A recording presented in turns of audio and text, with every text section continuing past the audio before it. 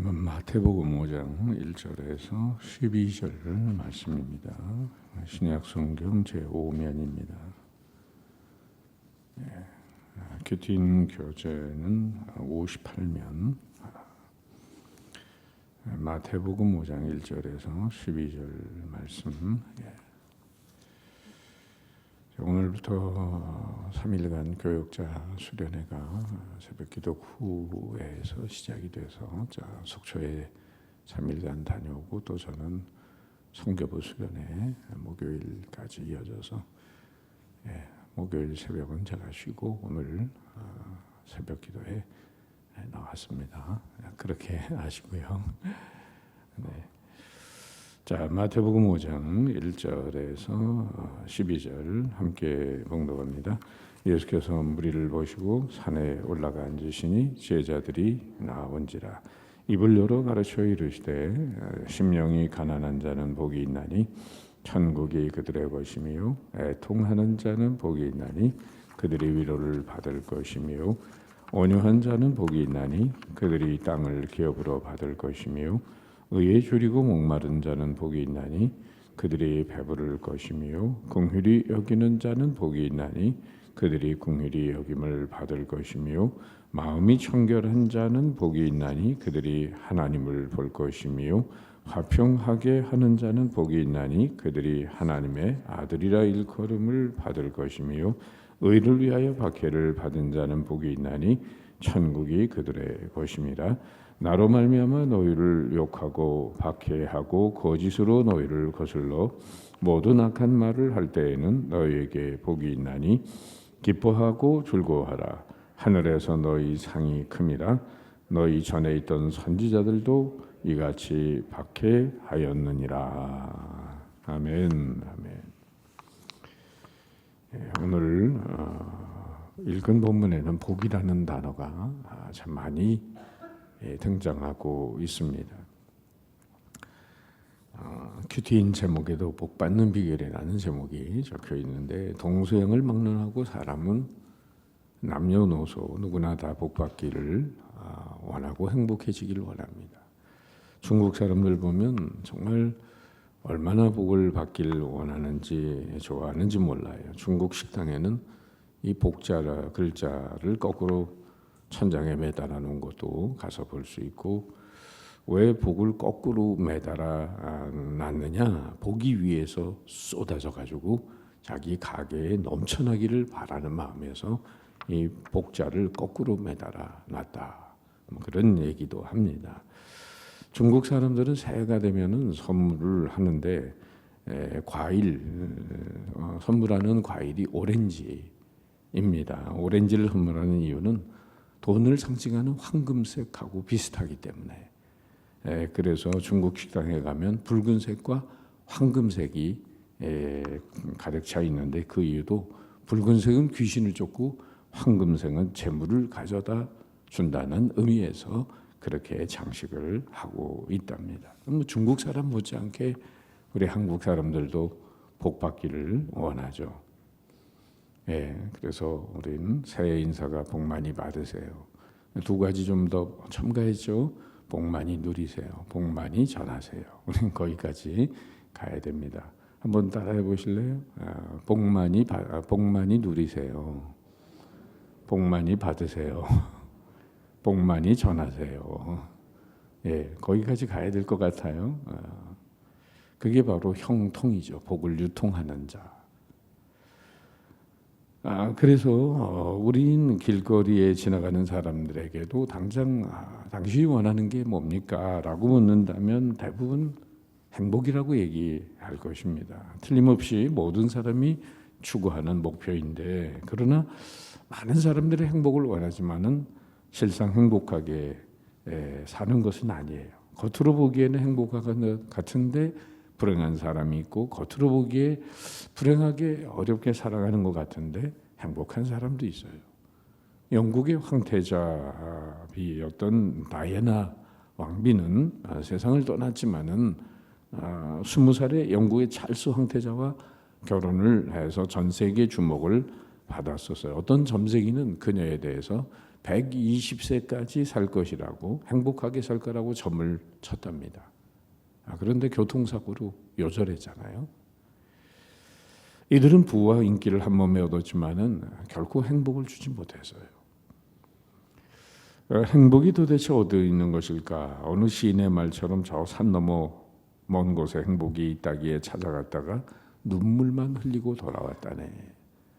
그런 시처럼 오늘 뭔가 잡힐 듯 하면서도 행복은 우리 손에 잡히지 않습니다. 이 행복에 대한 굶주림은 예수님 당시에 이스라엘 백성들에게도 마찬가지였어요. 당시 로마에 의한 이 정치적인 압박이나 경제적인 착취, 그리고 제사장 서기관들로 인한 이 율법으로 인한 종교적인 횡포, 이런 아주 무거운 굴레 속에 살아가고 있었기 때문에 예수님이 마태복음에 우리가 보면 수고하고 무거운 자들아, 짐진 자들아, 뒤에 가서 이제 나옵니다마는 다 내게로 오라, 내가 너희를 쉬게 하리라.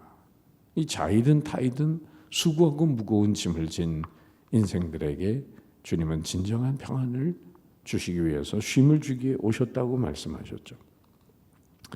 자, 오늘 그래서 더더욱 메시아가 속히 오기를 기대했는지 몰라요.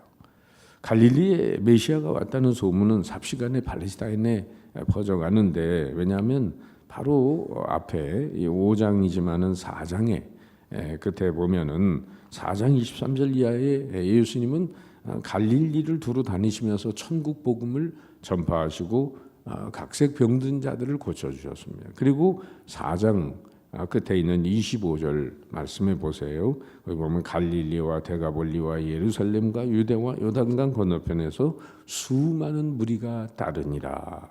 행복의 구도자들이 구름대처럼 그렇게 예수님에게 몰려왔어요. 그래서 예수님을 만나면 인생의 행복의 문제가 풀려진다, 이런 생각을 하고 달려 나옵니다. 그때 예수님은 바로 산에 올라가서 마태복음 5장, 6장, 7장 소위 산상수훈이라고 하는 말씀을 선포하시게 되죠. 그 첫 부분의 말씀이 오늘 본문에 있는 팔복에 대한 말씀입니다. 바로 그 첫 마디가 1절 우리부터 3절 같이 읽어봐요. 다 같이 이제 예수께서 무리를 보시고 산에 올라가 앉으시니 제자들이 나온지라. 입을 열어 가르쳐 이르시되 심령이 가난한 자는 복이 있나니 천국이 그들의 것이며. 자, 이렇게 산에서 마태복음 5장, 6장, 7장 산상수훈이라고 하는데 그 중에 첫 메시지가 바로 팔복에 관한 말씀이었다. 지금 팔복에 관한 말씀을 일일이 다 드릴 수는 없어요, 시간 관계상. 그런데 그러니까 이렇게 입을 열어 심령이 가난한 자는 복이 있나니 천국이 그들의 것이며. 어찌 보면 이 같은 주님의 말씀은 그들에게 나온 많은 팔레스타인 백성들의 기대와는 달랐을 거예요. 아마도 주님이 이런 말씀해 주기를 기대했는지 모릅니다. 예수께 나오는 자는 병이 싹 나을 것이요, 예수를 찾는 자는 부동산 값이 올라갈 것이며, 예수에게 잘만 보이면 부자가 되고 돈방석에 앉을 것이며, 예수만 잘 믿으면 출세는 자동 보장되느니라. 이런 소리를 좀 듣고 싶었겠죠. 그러나 주님의 말씀은 차원이 달랐어요. 심령이 가난한 자는 복이 있나니 천국이 저희 것이며. 기독교에서 말하는 물론 물질과 장수와 건강, 존귀함의 외형적인 복을 기독교가 배제하고 있는 것은 아닙니다. 예수 믿는 사람도 이 땅에서 잘되고 형통하기를 원합니다. 보다 잘 살기 원하고 좋은 직장과 훌륭한 자녀를 갖고 살고 싶고 주변의 환경 요소가 좋아지기를 원하는 인간의 소박한 행복의 집념과 추구는 결코 잘못된 건 아니에요. 그렇다면 우리 주님이 원하시는 바는 뭔가? 팔복이라고 해서 8가지 복만 말씀하지 않고 뭘 말씀하시죠? 8가지 복 받을 수 있는 사람에 대한 얘기를 하고 있어요. 시편 1편에도 우리가 잘 아는 대로 복이란 이렇게 시작하지 않고 복 있는 사람은, 복 있는 사람은, 또 여기서도 그 8가지 복을 주님이 말씀하시면서도 심령이 가난한 자는 복이 있나니, 그러니까 어떤 사람이 복을 받는다, 복에 대한 얘기를 하시는 게 아니라 이런 사람이 되면 복을 받는다라고 말씀하고 계시는 거예요. 복은 그러니까 인간의 진정한 행복은 복된 환경이나 여건에서 오는 게 아니라 복된 인격과 복된 마음에서 온다고 말씀하시는 거예요. 내 삶 속에 좋은 열매가 맺기를 원한다면 좋은 나무가 되라는 거죠. 복받을 만한 인격적인 그릇이 준비가 되기만 하면 그 사람은 하나님이 그 심령 안에 복을 담아주시겠다고 하는 거예요. 이미 경험하시는 바지만 마음의 평강이 깨어진다면 육신의 건강도 흔들립니다. 많은 병들이 이 정신적인 것과 육체적인 것이 연결이 돼 있어요. 심한 스트레스를 받고 나면 그 심령의 아픔이 곧 위장병, 갑상선, 심장병을 유발하고 더 심하면 암이 됩니다. 여러분 정말 건강하게 오래 사시길 원한다면 내 육체와 그런 여건이 편안하기 전에 여러분의 심령이 언제나 평안하시기를 주님의 이름으로 축복합니다.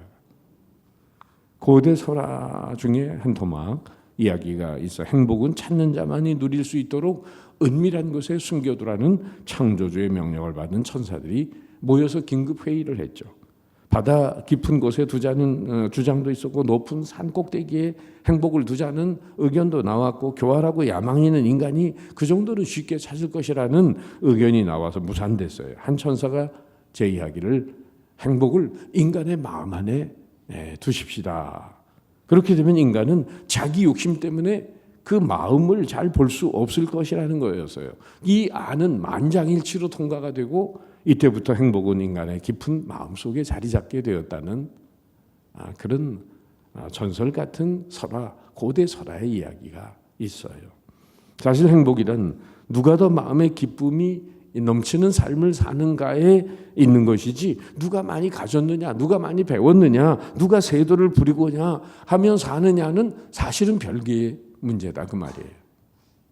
대골 같은 집에 살아도 정말 마음이 지옥 같은 사람이 있고요. 초가삼간 살아도 마음이 천국인 사람이 있잖아요. 적은 걸 소유하고도 마음의 기쁨이 있고 감사한 마음이 있다면 그 사람은 행복한 거죠. 많은 걸 소유하고도 근심이 떠나가지 않는다고 한다면 그 사람 불행한 거예요. 따라서 행복은 밖에서부터 안으로 주어지는 게 아니라 안에서부터 밖으로 유출되는 것임을 알아야 돼. 행복의 출발점은 환경이 아니라 마음이다. 이 점을 우리는 분명히 알아야 됩니다. 예수님도 누가복음 17장 20절에 보면 하나님의 나라는 여기 있다 저기 있다 할 것이 아니요 너희 안에 있느니라. 로마서 14장 17절에 바울은 하나님의 나라는 먹고 마시는 것이 아니라 오직 성령 안에서 의와 평강과 희락이라. 천국이란 우리가 가야 할 궁극적인 장소이기도 하지만은 그러나 이 땅에서부터 천국적인 삶을 사는 비결이 있다면 마음에서부터 천국이 돼야 된다. 우리가 좀 전에 부른 438장 내 영혼이 은총 입어 중한죄짐 벗고 보니 슬픔 많은 이 세상도 천국으로 화하도다. 주의 얼굴 뵙기 전에 멀리 뵈던 하늘나라 내 마음속에 이루어지니 날로 날로 가깝도다. 할렐루야. 오늘 팔복의 첫 계단 다 말씀드리면 좋겠지만은 이 천국으로 가는 행복으로 가는 8계단의 가장 주춧돌이 되는 첫 번째 계단에 대해서 우리가 함께 이 시간은 잠시 나누고 싶어요. 천국을 소유하고 사는 심령이 가난한 자는 어떤 사람인가? 이 가난이라고 하는 심령이 가난하다 할 때 이 가난, 푸토쿠스라고 하는 이 단어는 비천하고 무기력하고 아주 곤고한 상태를 말하는 거예요. 보통 가난한 게 아니라 다른 사람의 도움 없이는 도저히 살 수 없는 정도의 절대 빈곤의 상태를 이 푸토코스, 가난이라는 단어를 주님은 사용하셨습니다. 그러니까 심령이 가난한 자는 누구냐면 첫 번째 철저히 자신의 무능함과 부족함과 나약함을 고백하는 사람입니다. 그래도 자신이 병들었음을 아는 자는 여러분 치료가 가능해요. 자기 살이 썩어 들어갔는데도 무감각하고 통증을 못 느낀 사람은 고침을 받을 수가 없어요. 오늘 죄인이면서도 죄인인 줄 모르고 진리에 대한 무지하면서도 무지한 줄 모르는 사람들이 있어요. 그런 사람은 구제불능인 거예요. 내가 얼마나 무가치한 생인가, 난 얼마나 죄 많은 인생인가, 얼마나 형편없는 인간인가를 고백할 줄 아는 그 영적인 가난함 속에서 하늘나라가 임하게 되고 영적인 부자가 되는 길이 열리게 되는 것입니다. 우린 주님의 진리의 거울에 우리 자신을 비추어 볼 때야 심령이 가난한 자로 살아갈 수 있어요. 베드로가 주님을 만나던 날 기억하십니까? 밤이 맞도록 수고해도 잡은 것이 없지만은 그 베드로에게 주님이 다가오셔서 깊은 곳에 가서 그물을 내려라. 예수님은 목수 출신, 베드로는 바다에서 잔뼈가 굵은 사람, 자기 노력으로 완전히 실패했던 베드로, 달리 도리가 없으므로 반신반의하면서 장모님 열병도 고쳐준 바로 사건이 앞에 있기 때문에 예의를 한번 지키느라고 예수님 내키지 않는 이 목수 출신의 예수님의 말씀에 한번 억지 순종을 하는 거예요. 마음은 전혀 내키지 않았어요. 밤이 새도록 잡은 것이 없지만은 말씀에 의지하여 그물을 내리리라. 이게 멋진 이야기 같지만 사실은 자기의 내키지 않는데 그냥 장모님 열병 고쳐준 은혜가 있어서 그래서 한번 예의상 순종하면서 이렇게 표현한 거예요. 그런데 그물이 찢어지도록 고기를 잡았잖아요. 그러면 할렐루야 놀렐루야 하고 주님을 찬양해야 될 텐데 바로 무슨 얘기를 해요? 예수님의 무릎 앞에 딱 무릎을 꿇고는 주여 나는 죄인으로서이다. 나를 떠나소서. 아니 기적이 일어났는데 왜 죄인이라고 고백을 하는 거예요? 예수님 최고 할렐루야 소리 질러야 될 시간에 베드로는 바로 그 바다의 깊은 곳까지 헤아릴 줄 아는 분이 자기의 마음의 깊은 곳까지 살필 수 있는 분이라는 것을 깨달았기 때문에 엄청난 하나님의 능력 앞에서 의심하며 내키지 않는 마음으로 그물을 던졌던 자신의 초라함과 부끄러움을 내놓고 죄인됨을 고백하고 있는 것이에요. 바울이 로마서 7장 24절에서 오호라 나는 곤고한 사람이로다. 누가 나를 이 사망의 몸에서 건져내랴. 이처럼 하나님의 안목으로 자기 죄인됨을 고백하는 죄인의 인식은 가난한 마음에서 시작이 됩니다. 심령이 가난한 자는 복이 있나니 천국이 저희 것이며. 누가 제일 구원받기 힘들죠? 심령이 부유한 사람입니다. 자기 철학과 주장과 선입견으로 꽉 채워진 사람이죠. 다시 말하면 자기 의로 가득 찬 사람입니다. 주님은 자기 의로 가득 찬 부유한 마음에 들어가서 역사하실 수가 없어요. 인간이 의라는 것이 하나님 보시기에는 더러운 걸레 조각에 지나지 않는 거예요. 계시록 3장 17절에 보면 라오디게아 교회를 책망하는 말씀이 있습니다. 나는 부자라 부유하여 부족한 것이 없다 하나 네 가난한 것과 가련한 것과 가난한 곤고한 것과 눈먼 것과 벌거벗은 것을 알지 못하는도다. 무슨 얘기죠? 자기가 영적으로 건강한 가운데 있으면서도 풍요한 줄 착각하고 있다는 거예요. 성경에 그런 사람들이 있었어요. 예수님 당시에. 누구죠? 바리새인. 돈도 있고 명예도 있고 지식도 있고 신앙도 있어서 부족한 것이 없다고 생각하는 교만한 사람들이었어요. 기도할 때 얼굴을 들고 하나님이요, 내가 하나님 앞에 감사하기는 나는 토색도 아니하고 도둑질도 아니하고 불의도 행하지 아니하고 간음도 하지 아니하고 일주일에 2번씩 금식기도 하면서 11조를 바칩니다. 나는 저 세리와 같지 않음을 감사합니다. 구할 것 없는 거만한 기도를 합니다. 반대로 영적으로 가난한 세리들은 얼굴을 들어서 하늘을 바라보지 못하고 가슴을 치면서 주여 나는 죄인으로서이다. 나를 불쌍히 여겨달라. 이때 하나님은 바리새인의 기도를 외면하시고 세리의 기도를 들어주시죠. 누가 영적으로 부한 자인가? 자기 충족에 빠진 자는 자기에게 무엇이 필요한지 알지 못해. 그러나 마음이 가난한 자는 바로 무엇인가 도움을 필요로 하고 있어요. 때문에 가난한 마음은 진정한 자기 부족 인식에서부터 시작이 되는 거예요. 실로 심령이 가난한 자의 모습이란 하나님을 떠나서는 한순간도 바로 살 수 없습니다 라고 고백하고 주의 은혜를 날마다 채우는 사람입니다. 새벽기도 나오는 분들 이 자리에 앉아 계시지만은 영적인 시장기가 없다면 이 자리에 나오겠어요? 목마른 사슴이 시냇물을 찾아 갈급한 심령으로 날마다 생수를 찾고 마시는 가운데 여러분 하나님의 은혜가 넘치시기를 주님의 이름으로 축복합니다. 심령이 가난한 자는 두 번째, 자기를 스스로 낮추면서 겸손한 마음의 소유자예요. 만유인력의 법칙을 발견한 뉴턴은 내가 아는 지식이라고 하는 것은 해변가의 모래 한 줌과 같다 라고 했고, 소크라테스는 나는 모른다는 사실을 알 뿐이다. 인도의 선교사로 자신의 생을 바쳤던 윌리엄 캐리의 묘비에는 이런 글이 쓰여 있어요. 비참하고 가난하고 절망 중이며 벌레 같은 이 몸 당신의 친절한 품에 안깁니다. 실제로 제가 윌리엄 캐리의 묘비에 인도의 캘커타에 가면 있거든요. 그 사람은 거기에서 풍토병에 걸려가지고 첫 번째 아내도 거기 풍토병에 걸려 죽고 두 번째 아내도 죽고, 인도에 가서 이 성경을 40개 이상의 종족 언어로 번역한 사람이 윌리엄 캐리예요. 영국에서 가난한 구두 수송공이었습니다.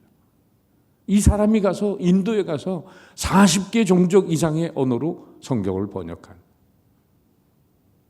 놀라운 업적을 남기고, 그리고 가족들이 다 풍토병에서 걸려 죽고 자기도 그 인도 땅에 묻혀 있습니다.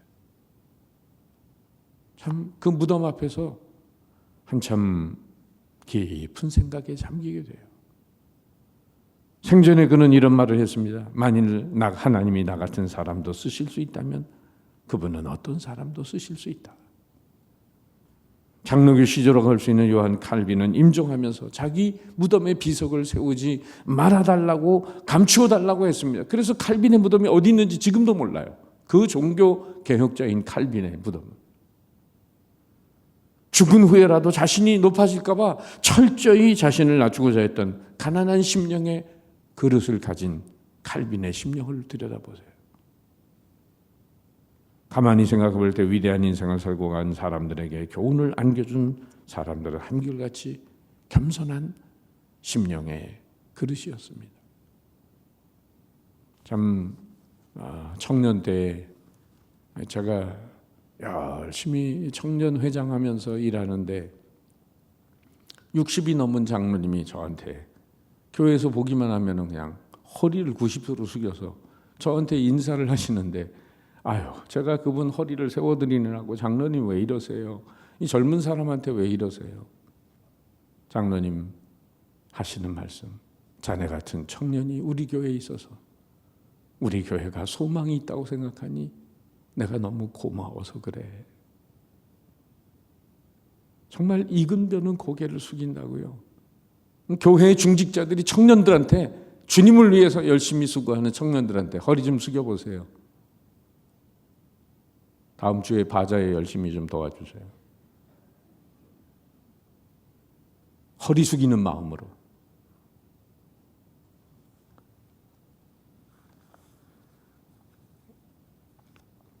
진정 내가 심령이 가난한 자인 것을 알고 싶으면 다음과 같은 질문을 자신에게 던져보세요.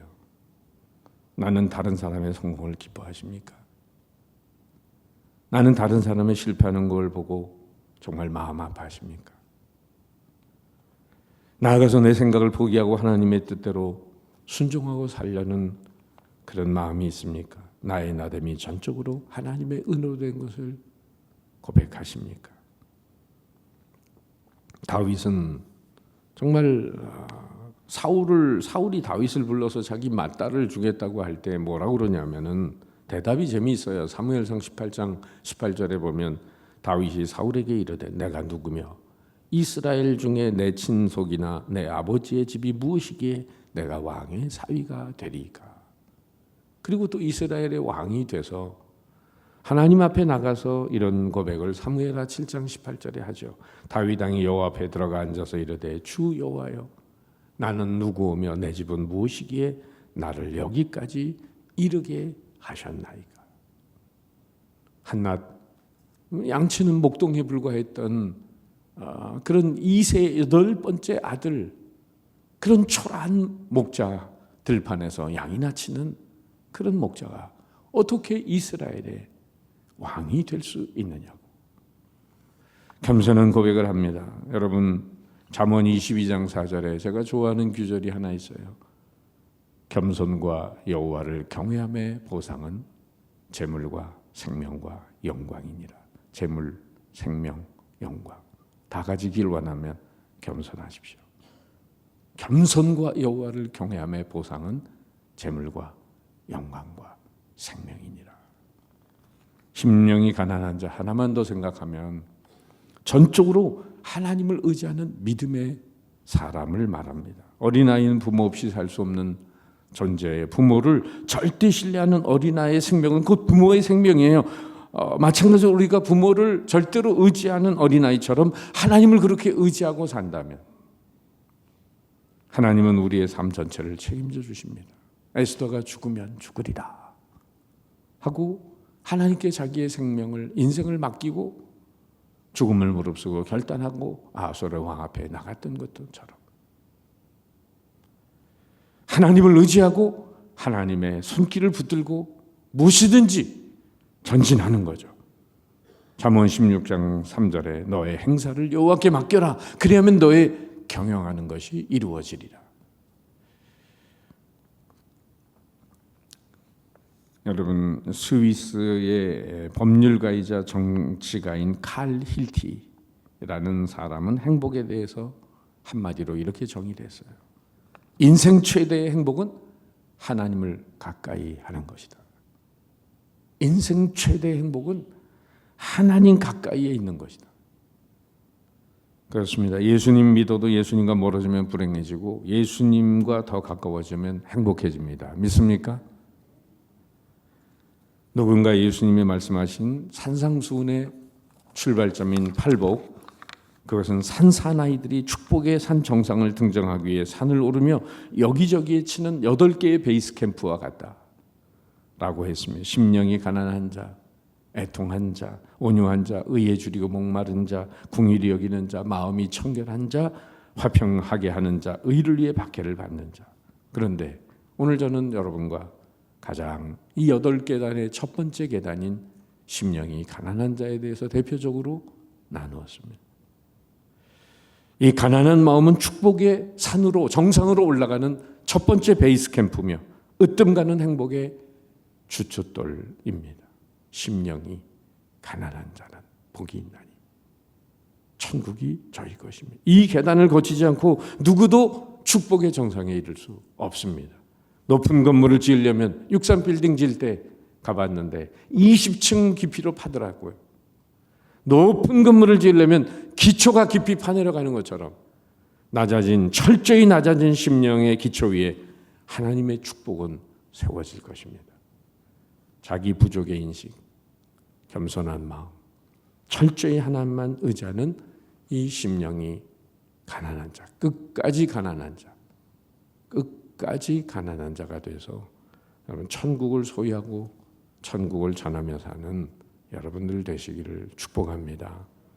제가 곳곳에 붙여놨었는데 지금 많이 떨어진 것 같아요. 그 문장을 곳곳에 붙여놨는데 잘 안 보이는데 우리 환경 미화 팀이 좀 다시 붙이면 좋겠는데, 믿음은 은혜 받는 비결이요, 순종은 축복받는 비결이며, 겸손은 받은 은혜와 받은 축복을 오래 간직하는 비결입니다. 한번 따라 하실래요? 믿음은 은혜 받는 비결이며, 순종은 축복받는 비결이며, 겸손은 받은 은혜와 받은 축복을 오래 간직하는 비결입니다. 믿음으로 은혜 받고 순종으로 축복받아도 겸손이 교만으로 변질되면 그 축복은 깨박을 친다 이거예요. 사울 왕처럼. 겸손으로 시작했다가 교만으로 끝난 인생. 오늘 복 받는 비결, 자기 자신은 부동 자세로 가만히 있으면서 복 많이 주세요. 올 한 해도 복 많이 받게 해주세요. 그런데 주님은 복 있는 사람이 되렴. 그러면 복은 따라온다. 여러분, 복된 환경 이전에 복된 사람이 되셔서 복이 따라오지 않고는 견딜 수 없게 만드는 복자들이 되시기를 주님의 이름으로 축복합니다. 기도하겠습니다.